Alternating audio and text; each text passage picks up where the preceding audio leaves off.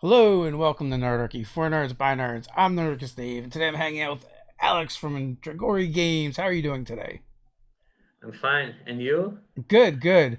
You know, uh, so you had reached out to us a little bit ago because you're taking board games that you've had a lot of success with and turning them into a 5e D&D setting. Yes. Yeah. So, what it kind of like inspired you to do that to move away from like the board games and go into tabletop RPGs, uh, or was it something you wanted to do and you kind of like worked backwards to it? Yes, we played D&D for our entire lives. So we have many good ideas and interesting ideas to create a setting and new content. So we have to do this because we love D&D. So for us, we are very happy to do content for 5th edition. Nice. So, as always, folks, there are links in the description to go check out Dragori Games. I guess like let's start off with you telling us a little bit about yourself and the board games that you produced, and then we can kind of get to the evolution of how they're going to be becoming campaign settings. Okay, well, I'm Alex. I'm from São Paulo, Brazil. I and we started our production creating a board game with mechanics a little inspired on Dungeon Dragons and League of Legends. So you gonna roll the d20, and we create a good setting for the board game. So now, after the second board game, we started to think, well, let's create now a setting for Dungeon Dragons. So I believe we can produce a good content for the 5th edition. So we have a solid setting, and we have interesting content like classes and other subclass. And so I believe people will enjoy and can play this content. Awesome. So I'm going to start trying to upload some images so that we can kind of take a look and see what we got going on here. Because the art, like I really want to share the art with people because it really is fantastic. Thank Um, you. so if people can bear with me as I bring it up because it's kind of going to make things a little bit funky, but I think it's going to be worth it because the art for the campaign setting is so fantastic and super impressive. Thank you. Um, Now, is this world that you're kind of like as a board game now you're turning it into um a campaign setting? Were you using this in your D&D games already? Yes, we played on these words, and we'll be able to polish a lot by playing with our friends and even long meetings about how could you polish a word and create a different but classic word. So if you play on Tanaris, we're gonna feel there are some things particular to Tanaris, but you're gonna feel on a classic word. So we enjoy a lot the mix of classic and the new setting. So right now, you can't see it, but everyone else will be able to. And this is the image from um, the adventure that you guys wrote. And it is like to me, it looks like this humanoid tree-like figure, but it's like if a Trent had a baby with an eldritch horror, this is what it might look like. What can you tell me about it? This is the penumbral plane. So there are these monsters are emotions of the creatures of the material planes that took the monster's form. So this particular creature is the fear. Well, it looks like the fear. Yeah, and, yeah. and if you are on the penumbral plane, you may have to fight it. So be careful when you go to the penumbral plane. Definitely. And that is an adventure, right? For That does it come when you guys launched the Kickstarter? Is you said there was something that could be downloaded? Is that it? Yes, it's the sample. It's the first chapter of the adventure. We're gonna have a big campaign of 11 chapters. So this is the first one. And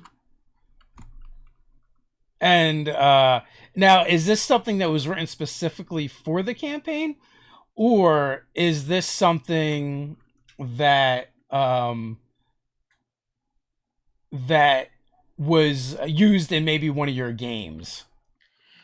no, we have some writers. Well, of course, we played these adventures, but we have some writers working on the adventures, so we can really create some interesting situations on that. Not only combat situations, but many interesting situations to make people enjoy the role playing and they even think, "Oh, what should I do? I don't know what's happening. I need to."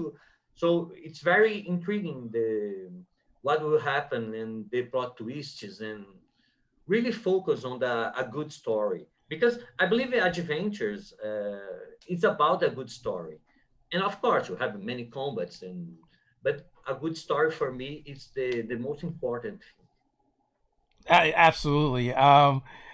So the next piece of art I brought up is this dragon. Yes. Some might argue it's a wolverine because it has no forelegs.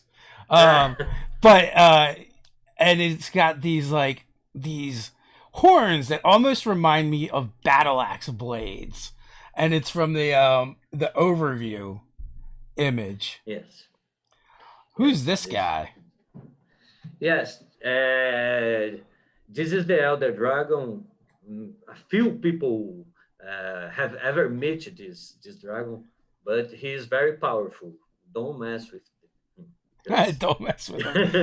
Yeah, I mean, as scary as this guy is, the other one was even creepier.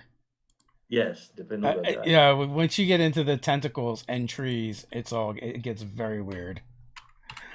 It's on the Penumbra plane.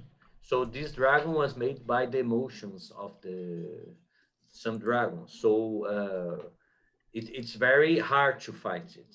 So when you have the penumbral plane, be careful too. Yeah, I definitely wouldn't want to fight it. That is for sure. So here's another one that looks similar, but it's more purple in color, and the horns kind of come down, almost like one of the Satan rams. I think they're called something like. It's got the horns that sweep down in front, and it's got Yes, these awesome shoulder spikes on the introduction page. yes, there are four avatar dragons on this world. So it's very important because they are very powerful and they can make a lot of changes on the setting when if they are dead or alive. So you can even customize your experiencing. For example, if the blue dragon, you see the stormy dragon. I don't if it's dead, you can when it's alive you have the eternal storm, so you cannot sail to another continent. But if it's dead, you can sail, and maybe even an invasion happens on the empire. So you can select if you wish to. The dungeon master can select if they want to include it dead or alive, and you can customize your experience on the world. So, do dragons play a big role in Teneri?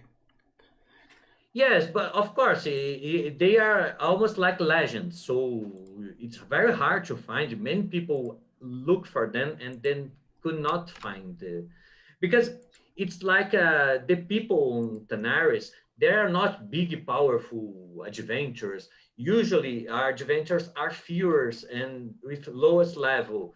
So your team can make really changes on the setting.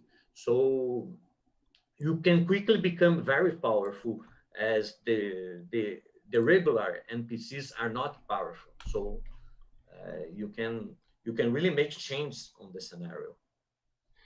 Yeah, like I didn't go very far into the PDF stuff you sent me, and like all kinds of dragons were just like popping up. Because right now I'm showing another one that has these really cool, gnarly looking horns that almost look like tree limbs or branches, and with a lightning storm in the background, and also This is like the dragons' bodies, they actually look very almost like humanoid-ish. yes. We try to make different dragons, so there are dragons with different bodies. This So is the dragon of the Eternal Storm. The on the lightning bolt on there. okay. So when that dragon dies, the invasion can happen.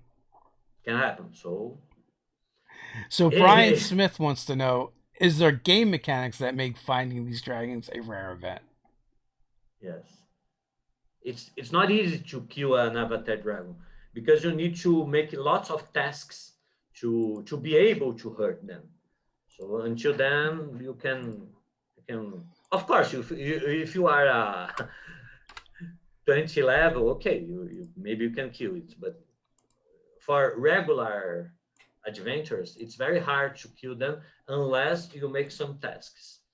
And of course, you're gonna have to discover what is these tasks and to make them vulnerable. You're also creating some new classes, Yes, we have like four the new classes. four new. So right now, I brought up the Dragon Blade, Yes, and how does that play? What can people kind of expect? yes. Imagine him like okay. He used the power of dragons to create some uh, abilities like fire and many things. But it's interesting to play because you are a heavy armored hero, and you have to with each power you make, you are related to a part of a body of three parts: claws, scales, and wings. And when you make a power of claw, then scale, then wings in any order, you'll be able to create a powerful effect on your. It's not a spell. It's a power. It's a maneuver. So it's interesting to play because you have the versatility to make different maneuvers, and you can try to combine them to create more interesting, powerful effects. And I think I've got one more class that I got an Yes. image for, and I'll bring up, and I believe that is the Elementalist. Yes, the Elementalist is a class that will combine elements to create different powers. So okay, I have a spell, then I can add, or imagine I'm a fire elementalist. I cannot use water, so I can use only earth and air to improve my spells. So I can combine it, then it creates different effects for the spells. It's very interesting to create it. And of course, you will receive more than 100 new spells with these combinations. It's very interesting in the class. So the set itself is three different books you guys are making. Yes, the player's guide, the campaign setting, and these adventures. This big campaign with 11 chapters, and you have content to play for a year. Yeah. So what was the process like going from a tabletop game to a tabletop RPG game? For us, it was very easy because we played Dungeons and Dragons for our entire lives. So we could combine the rules. Of course, we want a balanced game, a balanced classes, so you'll not be weaker than your friends, but not Yeah. overpowered. So it's very hard to create this balance because classes on their day are not very balanced. There are classes more powerful than others. So we try to make these classes balanced with the classes and interesting with interesting powers, interesting. They can shows interesting situations to role play. So it was so, but the balance it's very important on the board game. And of course, as we played a lot of Dungeon Dragons, we could create. It was very easy to adapt this thinking to the fifth edition. And of course, you have writers to create the stories of the campaign. So, of course, for us, the story is the most important thing because, of course, combat is important too, but the story, the flow, and you really feel like you are the important on the world. It's for us is the most important thing of a good campaign. So, the people working on the project, are they all from Brazil as well?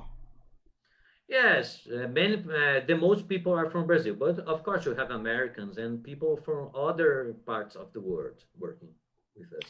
So, because I'm kind of curious how, like, if your writers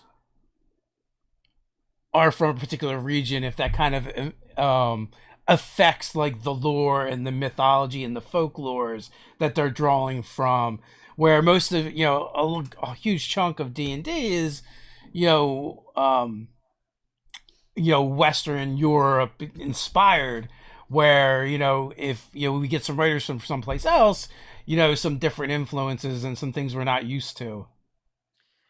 Yes, here in this case, it's just a little bit because as we played a lot of Dungeon Dragons in many settings from Forgotten Realms, Eberron, and how much all everyone.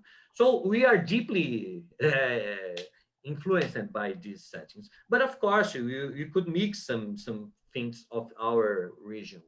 But it's not the main part. The main part Right. of our really inspiration was these games and another good games like Mass Effect, for example, Dragon Ages, and many other big Witcher, and many other good games that had have good stories to inspire us to create the adventure and the setting. Are there mechanics that came from the board game that like we might not be familiar with that you kind of introduce into the RPG? No, of course, the mechanic is Dungeon Dragons mechanics, of course, Yeah. not change. But the thinking, of course, to be very balanced and interesting powers, and think, oh, if we can allow this, it will be overpowered. This kind of careful we learned from the board game. So we did not any no one of these classes are overpowered or but still they are interesting. So many people create some weak class to be safe. So okay, if I create a weak class, no one will complain and you only will play them by the role play. But people or many people don't think it is interesting because you don't want to be weaker than your party. You want to have the same power level of them. So it's very hard to create a truly different and balanced class. So and of course it's not a variation of existing class because of course it's if I take a fighter and give two or three new powers and say it's a new class, you could say to me, oh, you could create just a subclass of fighter. You don't need to create a new class. So it was very challenging to create a true new classes. And we believe after many tests, we can Yeah. say it's now working very good. I feel like that's a huge challenge when it comes to creating classes for 5e D&D. Yes. As a designer myself, it's always like, could this really just be another fighter subclass, or Yes. is it really its own thing? And what do you have to do to make it that way? Yes, it's very hard, and of course, our team has many people, many game designers, and it took a lot of time to be good.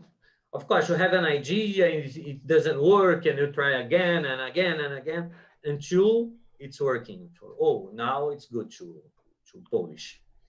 So the board game, what kind of game is it? Is it like competitive? Is it cooperative?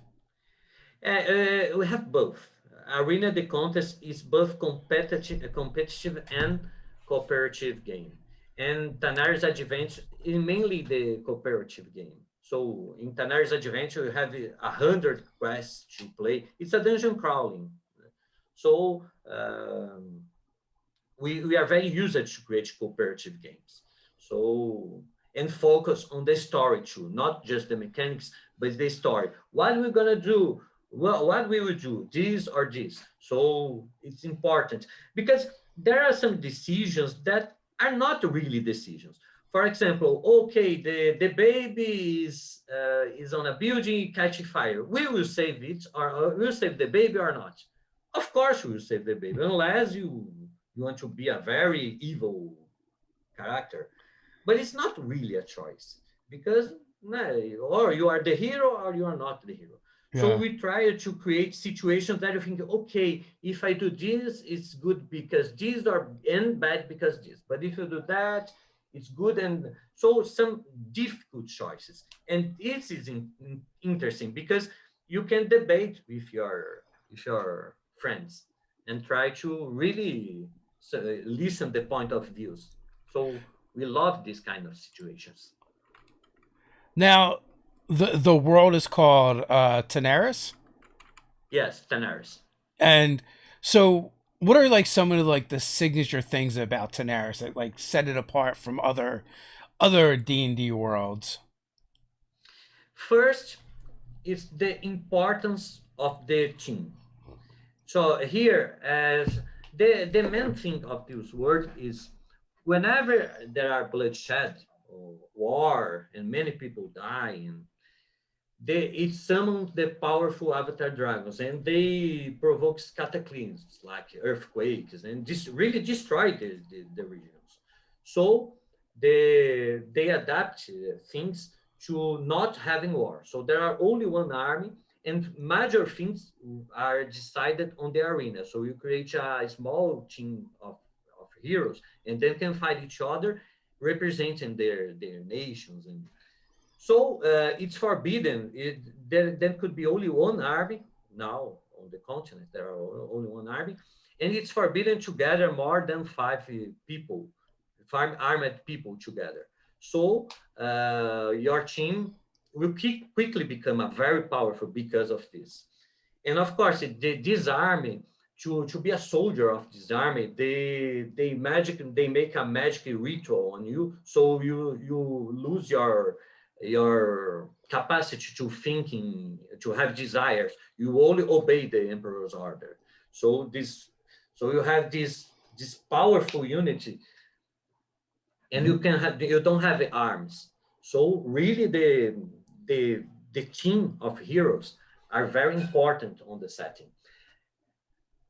And we have the powerful avatar dragons that you can customize the, because of course people knows, oh, we cannot make war, and we are in fact prisoners of the situation. So some people are searching for these avatar dragons and try to kill them to improve the situation. The only power is the empire, but of course it's not to, they don't like people. So they people are very in a very hard situation. So they say, oh, you need this because if without us you will die because of the wars, and so the avatar dragons will destroy everything. So we are here to save you, but I'm not saving you. I'm just exploring you. So you have a dystopian world to interact. So it's a little bit on the dark and gritty side. Yes, it's interesting because of course you have the high fantasy, but in a dystopian world. So is it like if the players are too successful, they could accidentally summon an avatar dragon that causes a cataclysm?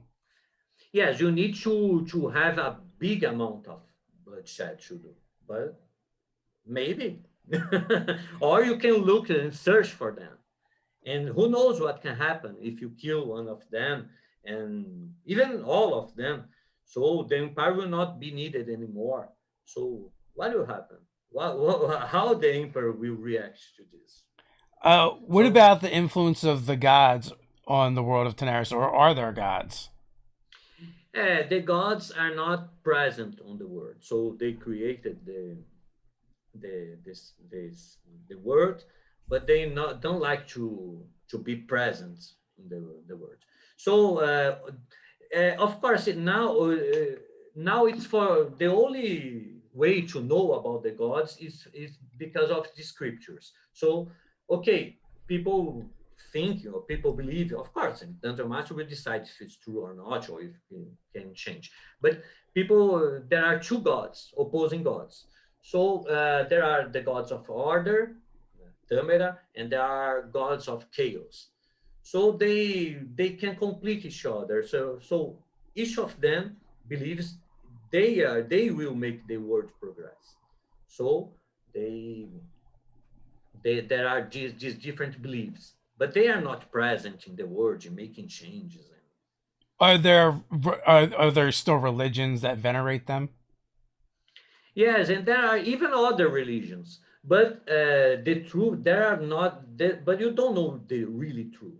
Of course, the master can decide if the gods are present or not. But the setting, the people don't know. Okay, I have seen Tamara, so she believes she really exists. Obama, they don't know. So it's interesting. It's like a philosophy, the gods, Yeah. not a present being. So if you're running a game as the dungeon master, and there are clerics, right? There's still clerics, Yes. and your cleric gets to the point where they can invoke divine intervention, and it works. What happens then with one of these gods that aren't present?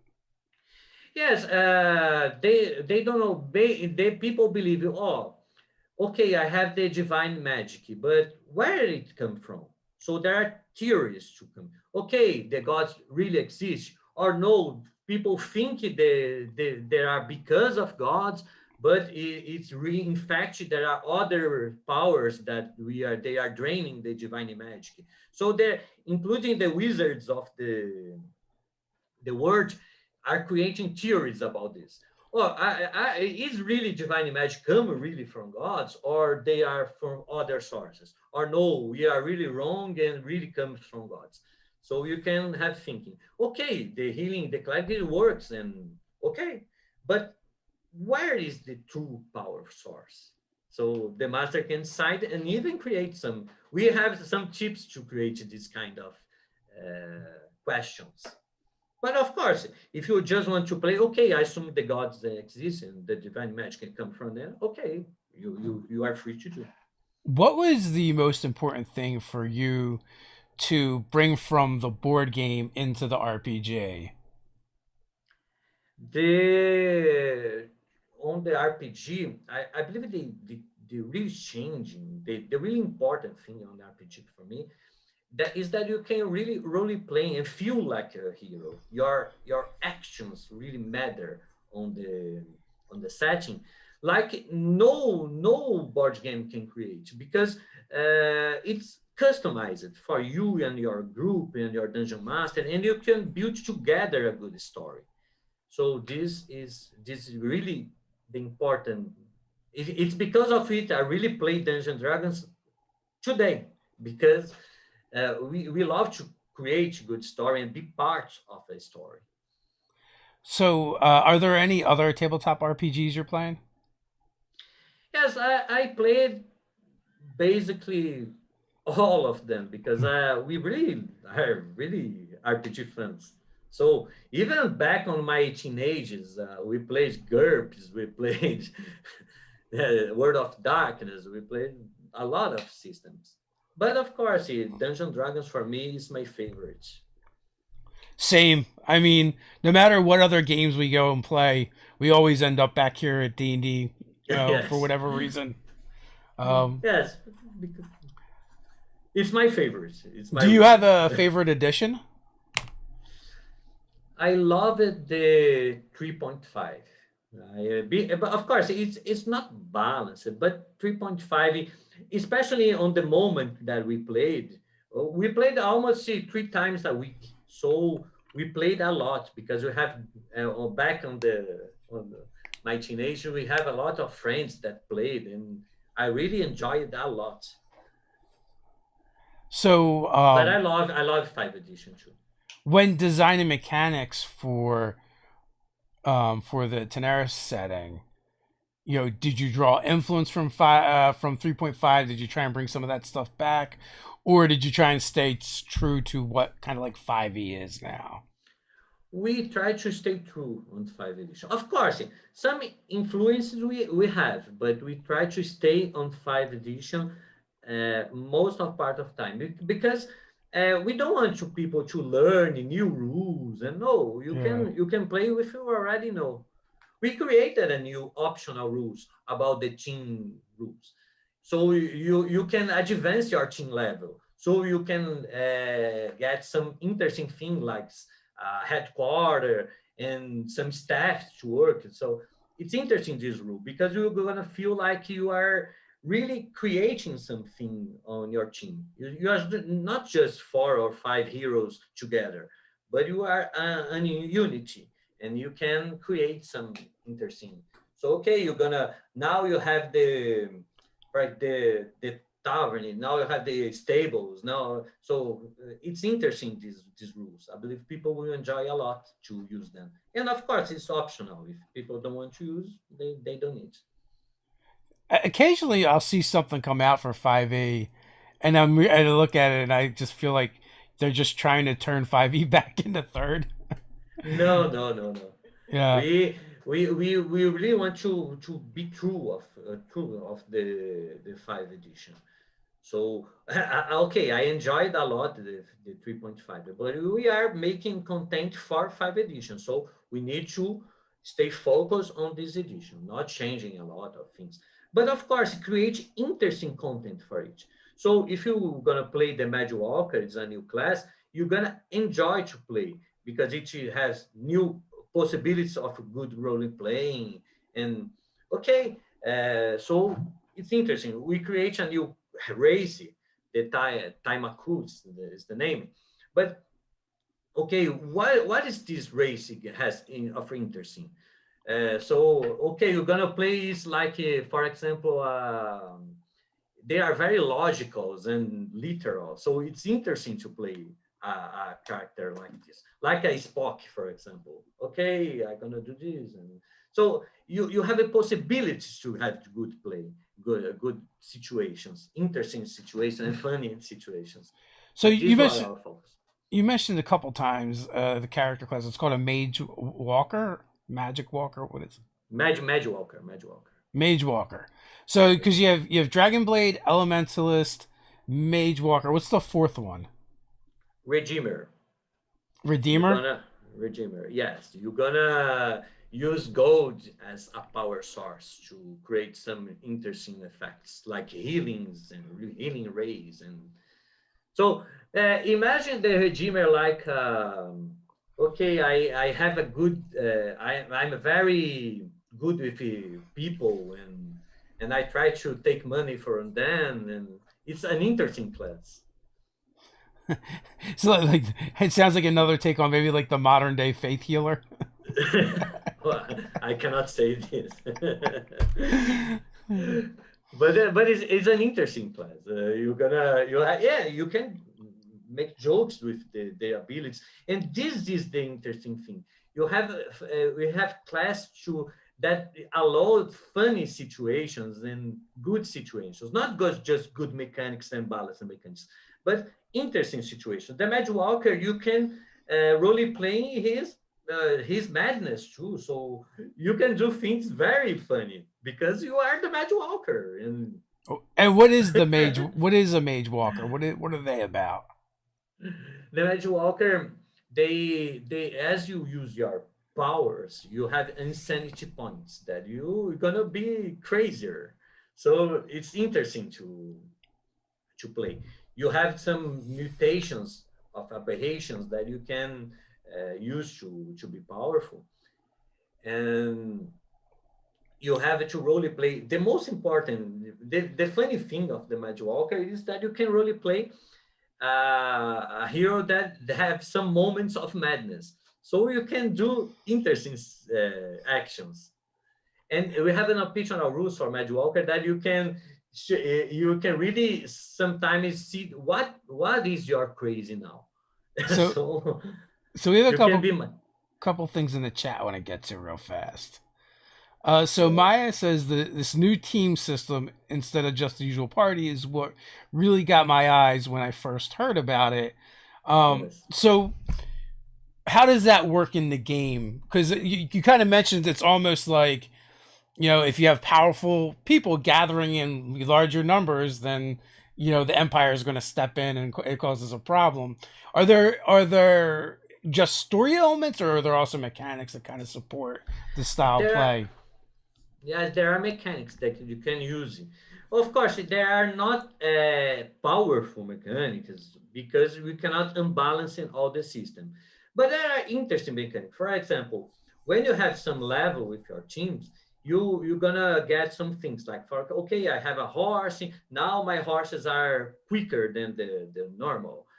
So you will have some rules that you can build your headquarters. So it's interesting. You're gonna be beneficial from it.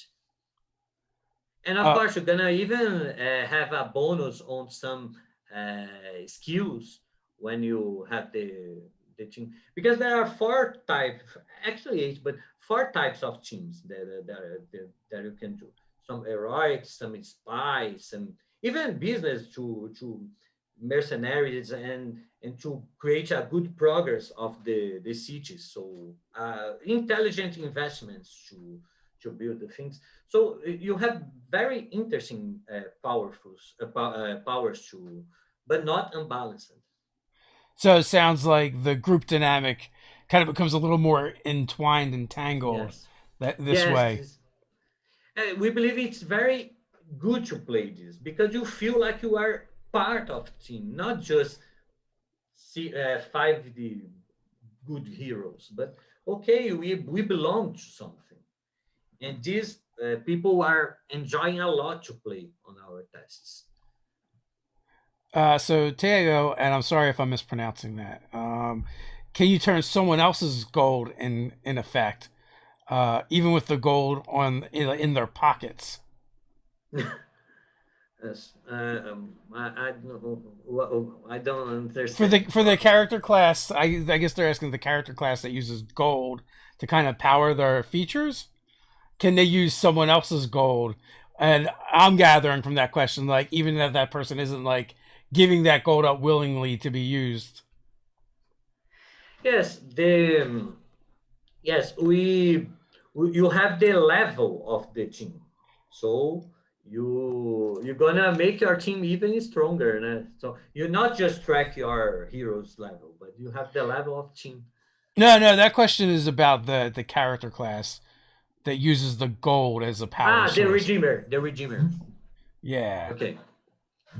Yes, the main thing of this class is the balancing. So you can make powerful healing in raise or powerful damaging raise and customize. So, but you have to use some gold to make them more powerful. So it's interesting because you can give your gold, and when I use the gold, it's lose its properties. So you're gonna pay for. Of course, it's not we have to make lots of calculations to not Yeah. unbalancing, but it's interesting. So So you're gonna drain your party's money. so that character, right? What if they're standing in a dragon's word, right? And they're like just standing in gold. Can they just like use that, or do they have to no, own the gold? no, you can give to them. You have to own your gold, but you have limitations. Of course, you cannot use you. Yeah, You yeah. have some limitations per day, and interesting because okay, I pick up your gold and now they are just stones because I used them to produce effects. So oh my god. Yeah. So DM Guru wants to know, there are so many 5e supplements. What makes Dragori Games supplements kind of apart from them? So what is the uniqueness to what you guys are creating here? Yes, we believe we are trying to make everything the as good as possible. So you see on the art, you see on the class when you try our sample, you will even see on the adventure. I never saw a sample with this kind of adventure that you. I believe the sample have 70 pages. Well, you can check the adventure and we'll make it available for people soon. But so we are trying to make every part of everything good. So I personally believe a perfect project is a sum of perfect parts. So it's not only the class that are balanced. The adventure have a good writing and an interesting plot, and the classes are fun. But we are trying to create every single part as good as we can do. So I believe this when you play the adventure, I believe you can see. Where was the main inspiration for Tenaris? Like what kind of like made you want to make this? Yeah, there are lots of main inspiration, but as some settings like Eberron was a good inspiration. Of course, the Avengers was a good inspiration. Yeah. The some of World of Warcraft, Dragon Age, Mass Effect, some Witcher. There are many others games that we inspired us to create Tanaris. How much of this was like from your homebrew games of your own D&D? My well, we inspired on our home games too. So Like were we you use playing and running games in a version of Tenaris before it even became a board game? not yes, but not too much. We when we started to create the scenario, we of course we hired some writers Hmm. to try to make not just a homebrew, but really professional writers too. So we could create some, because when you put the word together, there are many details that you must solve, many problems that because the word has to make sense, and the little parts of the word has to be connected to each other. Because if not, they will not make sense. So it's not easy to create this.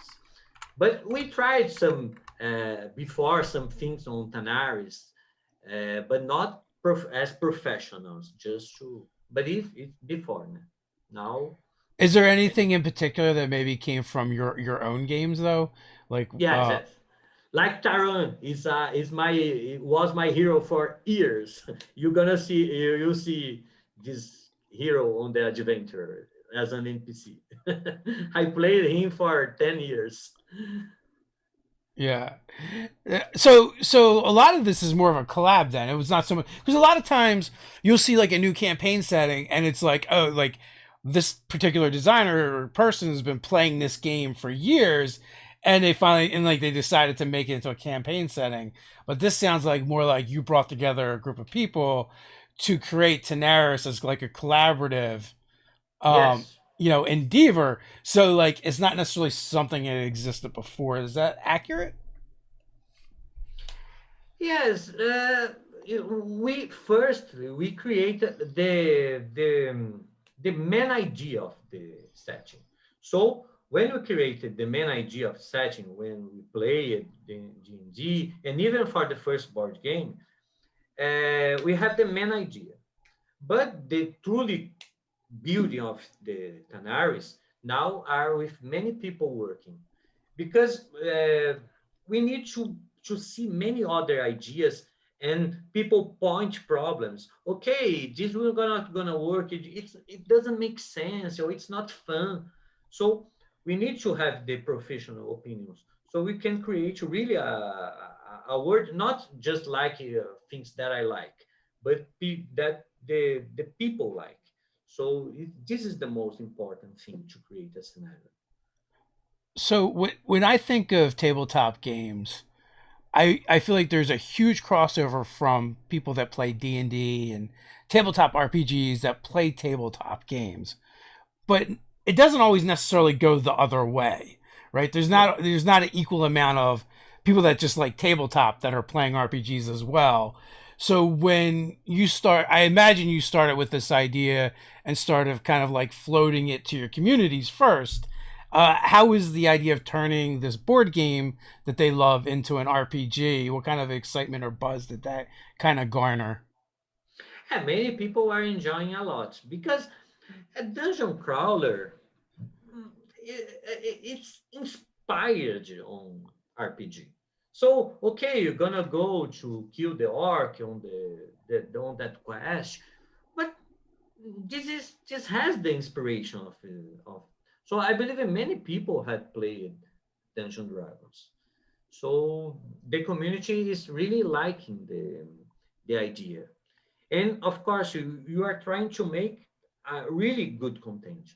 And it's not easy again. So we need many people checking and pointing problems, and we make long meetings to solve some problems. Yeah. So it's What's one of the weirdest like meeting topics that you had where like if you talk to like your muggle friends that aren't gamers, you would just have them like scratching their head?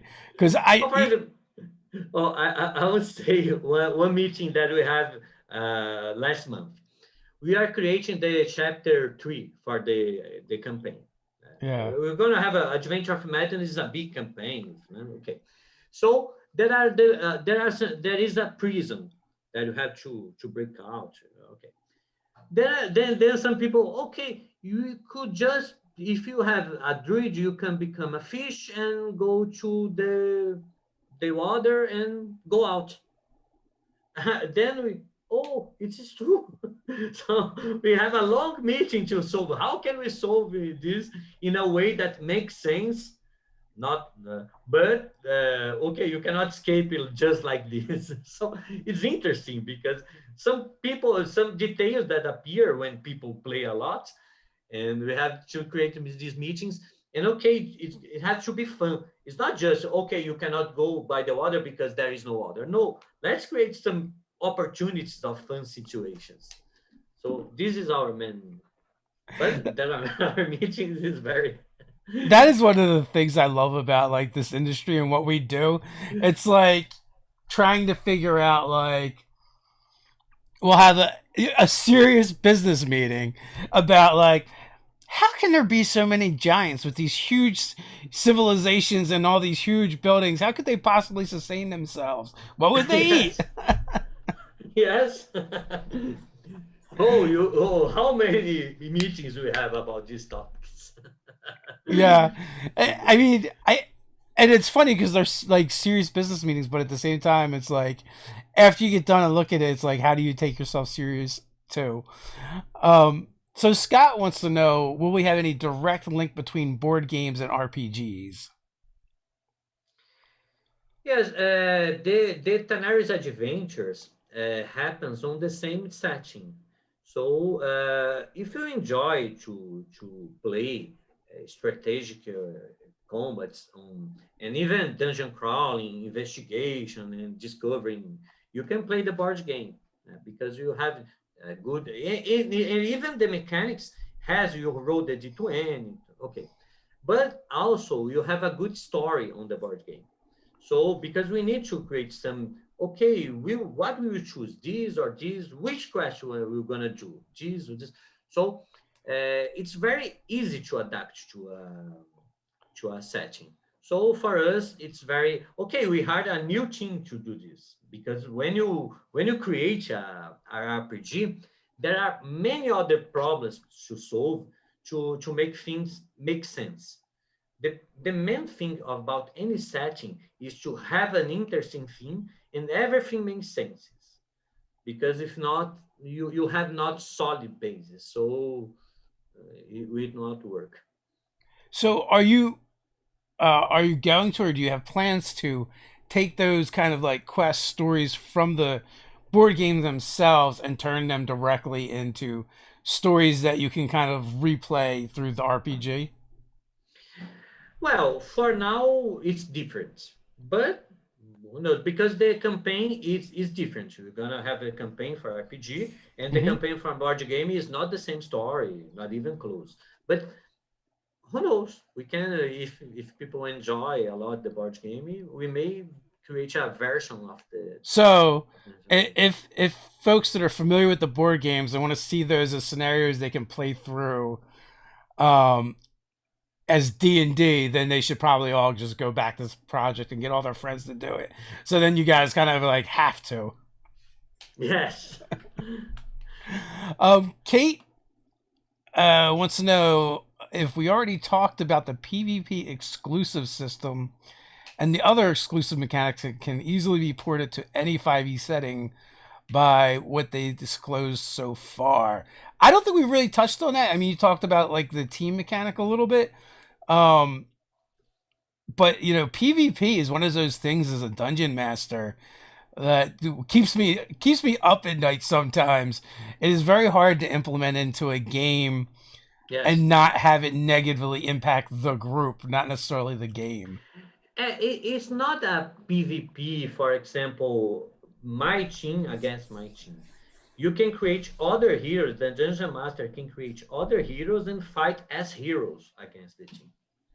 It's just like that. Of course, you can even not you can play for fun, of course. But Yeah. the problem about the PvP is that you can kill some heroes with just one turn. Because if you have a fighter, you use your surge, you destroy the wizard. Yeah. I There's mean, no. this literally just came up in the game we ran last Saturday. Yes. Like the dungeon master did a thing that made it clear that we were kind of supposed to fight each other, and many of the players were trying to figure out how to not fight each other, and Yes. and like I'm not that player at all. I trust enough in the DM to go, all right, well they figured it out one way or another. I'm pretty sure they want us to fight each other, so I just went with it and leaned into it and tried to kill everybody. And so so it can be difficult, but it can be pulled off. And when it is, it's like a nice change of pace, and it is kind of fun, especially if you have competitive people in your group, right? Like I tend to be kind of competitive, so like I like in that like I don't try and win D&D on the reg, but in this particular instance against your group, it was kind of fun to do like a contest of champions style fight where it's like you're trying to take out the other players. So the scenario was like we watched everyone else turn into monsters in front of us, and Okay. and there was like some magic effects going on that made us like extra aggressive towards each other. So it can be fun, but I've also seen other instances where usually it's over like loot or something where players catch feelings outside the game and it turns kind of ugly. Yes, we and even this mechanic is not. We do not have recommend to. Okay, you're gonna kill each other. The idea of the PvP mechanics is to fight against some other heroes, but created by your master, or even for fun. Okay, we finished this. The dungeon master had to be gone, and let's play to have fun. No, but the main idea is to create the possibility of new experiences. Okay, if you want to use, you can use it, but you don't have to use. So but you can when you want to have fun, or the dungeon master creates some particular situation. Okay, you can have this different experience, and I this is everything is about I because. I was just gonna say I do find it really interesting that the world, like the civilizations have come together and decided like the best way to kind of um, settle their differences is through this arena style combat, because if they don't find a way to settle their differences on a small scale, the large scale could cause a cataclysm. It's almost like the nuclear arms race in the real world, right? Yes, yes, because you have to see how can you solve this problem. You cannot make war. There is only one army, and you can't even bribe the soldier because he don't have this desire. So what can you do? So you have to find different ways to of course it's a dystopian world. If you kill a soldier, they will pick up some handle people of the region that so there are people to become the new soldier. So okay, if you kill a soldier or you are really killing some or almost killing some people, some innocent. So it's not a good idea to just okay, let's kill the soldier. Yeah. So what will you do? So this is It also interesting. creates like this moral quandary too, because essentially there's this one army of the empire, but it's a slave army essentially, right? Like they've been Yes, magically enslaved. yes, I feel like that could be like a whole thing in itself for the players. Been like, can we break the army free of their servitude, and then what does that do yes, to the world? Also, yes, like, does this mean because there's no like overt war, because if you do it'll cause a cataclysm, does that mean there's a lot of like Cold War style things going yes. on in the background? This is fascinating about the world. You don't need to solve everything by a combat. You need to have some good diplomacy with things. Because okay, I can just go and kill the thing, but is this the best option on a world that you cannot do the war? And so people are very political. Some people of the scenario is very political. Try to make the wishes by just convincing people to do. So again, it creates opportunity of interesting role playing, and this is the most part. This we will remember after you finish to play. Oh, remember when I use my diplomacy and now the this is the thing we really think is important. I could also see like these end of world type cults popping up that want something to happen to summon one of these, awaken one of these dragons, these avatars, so they can bring about these cataclysmic events. And and what will happen when the dragon dies? So you have the dungeon master will have to think about this. Okay, now people don't believe more. They don't need the empire. They are really they don't have good lives, and how will they react to it? So it's interesting to create some again good new good opportunity of good situations. Yeah, I mean, even just a little bit I know from speaking to it, it just seems like there's this the setting that you've come up with is just rife with adventure hooks and things for the players' characters to get involved with. And there's just so many opportunities for different plots and subplots.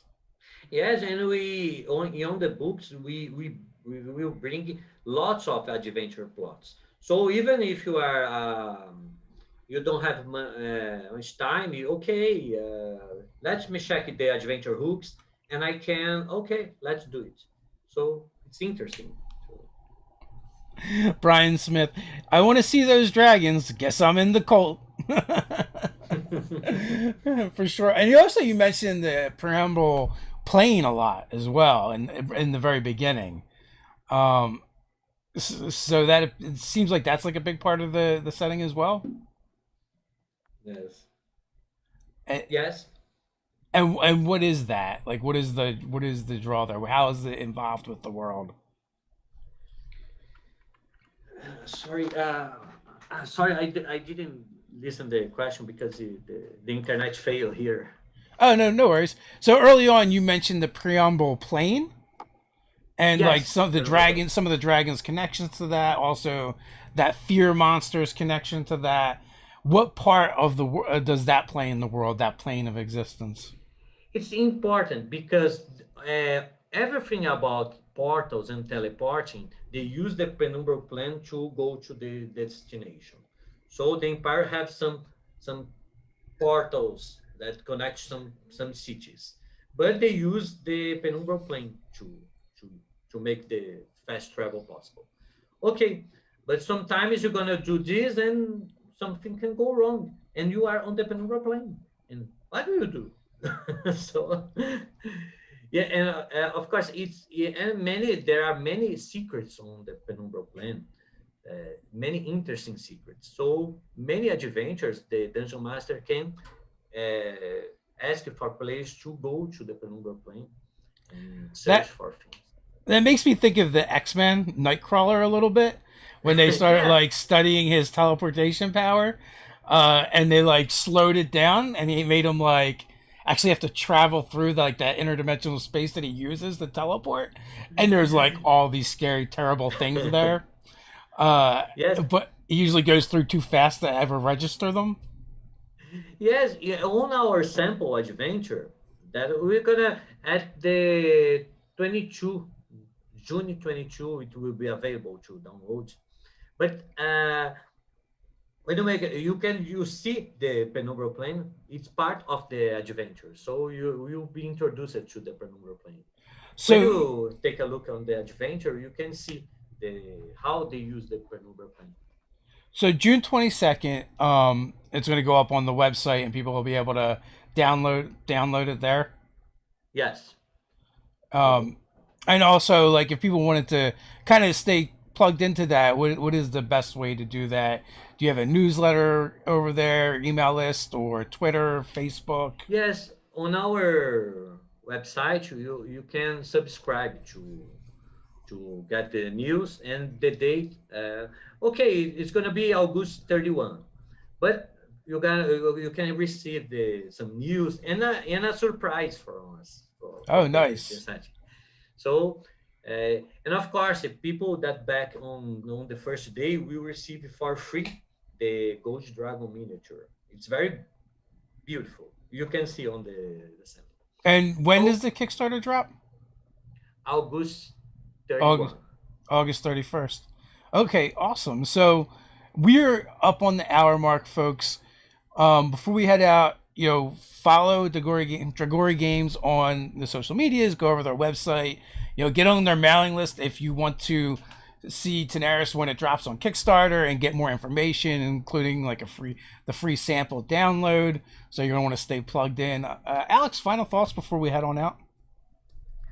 Well, thank you, everyone. I believe you enjoy a lot the content because we are trying to make everything as good as possible, including the class, the subclasses, and especially the adventure, the stories and the plots and the hooks and the plot twists. So you can download, check the content, and play. I believe you're gonna enjoy the.